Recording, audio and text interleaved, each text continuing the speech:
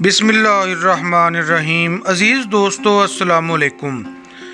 अल्लाह हुवल मालिकुल मुल्क अपनी मुक़द्दस किताब कुरान हकीम की सूरत अल-बकरा की आयत नंबर 17 में यूँ इरशाद फरमाते हैं, उनकी मिसाल ऐसी है जैसे एक शख्स ने आग रोशन की, फिर जब उस आग ने सारे माहौल को रोशन कर दिया तो अल्लाह ने उनका नूर बसारत सलब कर लिया और छोड़ दिया उनको इन अंधेरों के अंदर कि वो कुछ नहीं देखते।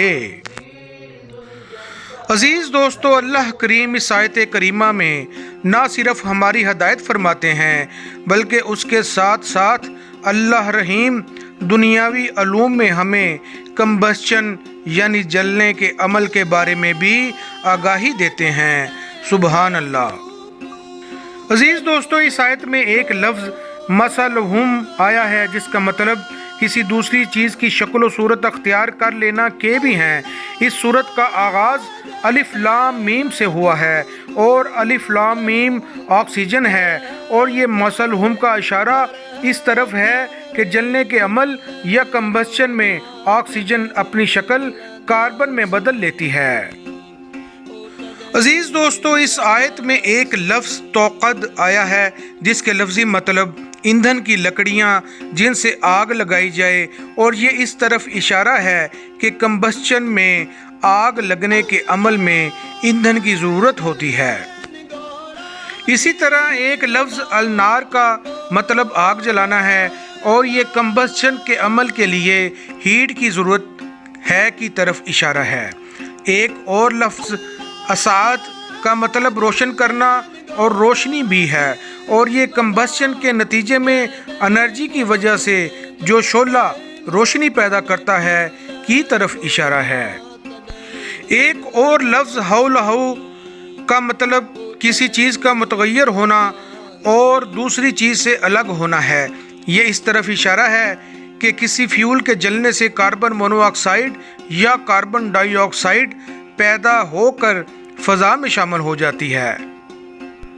इसी तरह एक लफ्ज़ ज़हबा है जिसका मतलब सुनहरी सोने जैसा रंग, और ये इस तरफ इशारा है कि शोले के दरमियान में सुनहरी रंग होता है जो कम्बस्चन के नतीजे में बनता है।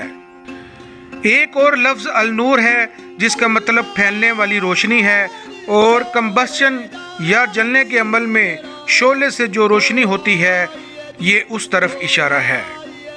इसी तरह एक और लफ्ज़ तरकहुम है जिसका मतलब किसी चीज़ को छोड़ देना या मरने के बाद अपनी दौलत या माल छोड़ देना के भी हैं, और ये इस तरफ इशारा है कि अगर ऑक्सीजन जल कर ख़त्म हो जाती है और शोला या आग भी ख़त्म हो जाती है। एक और लफ्ज़ ज़ुलुमात है जिसका मतलब रोशनी मादूम होना के हैं, और ये इस तरफ इशारा है कि कम्बस्चन के अमल में अगर ऑक्सीजन ख़त्म हो जाए तो रोशनी मादूम हो जाती है और बल्कि बंद हो जाती है। अज़ीज़ दोस्तों, आइए समझते हैं कि जदीद इल्म हमें कम्बस्चन के बारे में क्या बताता है। कम्बस्चन एक कीमियाई अमल है जिसे जलने का अमल कहते हैं।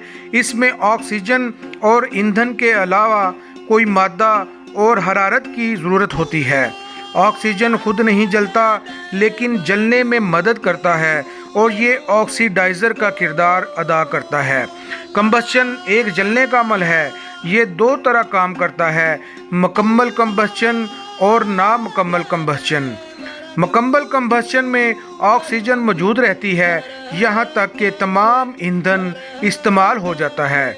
नामुकम्मल कम्बस्चन में ऑक्सीजन जल्दी ख़त्म हो जाती है और शोला के साथ धुआं पैदा होता है और फिर ये शोला बुझ जाता है।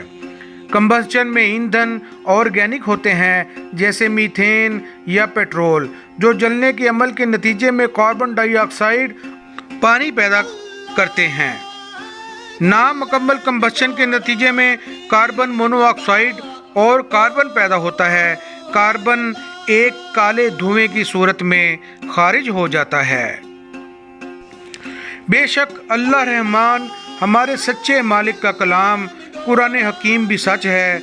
कुरान हकीम ہمیں بار بار آخرت میں دوبارہ جی اٹھنے کے بارے میں بار بار تنبیہ فرما کر ہمیں اپنے مالک کے حکموں کو ماننے کی تلقین فرماتا ہے تاکہ ہم آخرت میں کامیاب ٹھہرائے جائیں۔ اللہ حافظ۔